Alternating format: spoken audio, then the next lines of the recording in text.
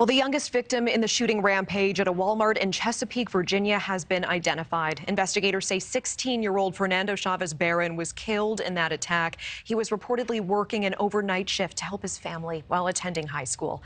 Fernando, along with 5 other co-workers, were killed on Tuesday when officials say that a manager opened fire in a break room during a meeting before turning the gun on himself. And sadly, the shooting just the latest example of workplace violence. So the question, where do we go from here? What steps can employers take to keep their employees safe? Joining us live to answer this very question, Mark Dionne, the owner of Eagle Security Solutions located in Chesapeake. Thank you for being on the show tonight. Thanks for having me, Natasha. And first, our condolences to everyone in Chesapeake. This has to be difficult to deal with, especially during the holidays. What has it been like seeing firsthand your community grieve and try to understand why this happened?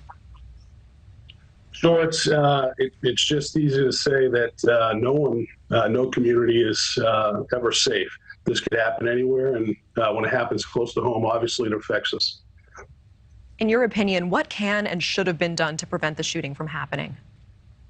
Sure. Again, this is something that goes to the stores themselves. If they have the availability to provide armed security, that puts an immediate response on the site. Right now, police forces are strained across the country.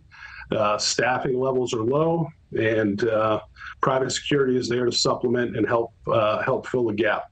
So in your opinion, are more armed guards needed at stores like Walmart throughout our country?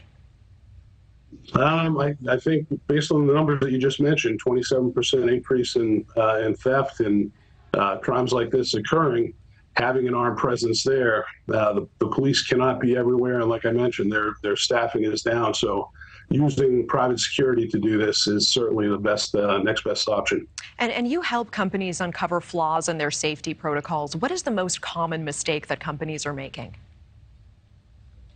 There's a lot of them. Not properly budgeting for security. That's a big one. Obviously, based on the current climate and everything we're dealing with, setting realistic numbers for budgets to provide proper staff to keep your clients and employees safe.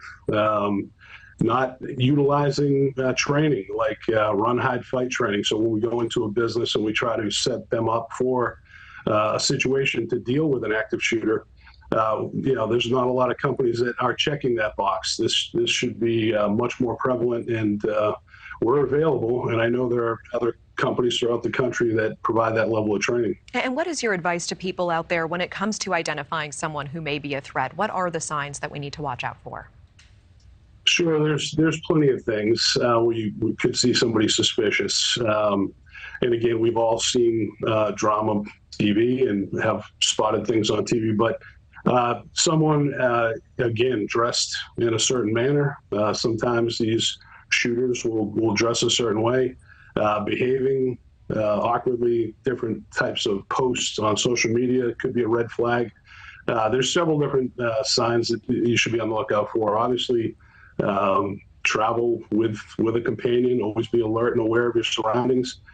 We recommend a flashlight when traveling at night to light your path. If you are able to take some sort of training, whether it's self-defense or firearms training, we certainly recommend that to all of our clients. I appreciate that, and I do want to make sure I have time for this one last question. Apologies for the interruption. Sure. You mentioned that 27% increase in thefts that we saw. It is the holiday shopping season, and some of the smash and grabs that we've seen are violent. So what do shoppers need to keep in mind as they're just out shopping? And it's sad that we even have to ask this question, but what should shoppers keep in mind to keep themselves safe?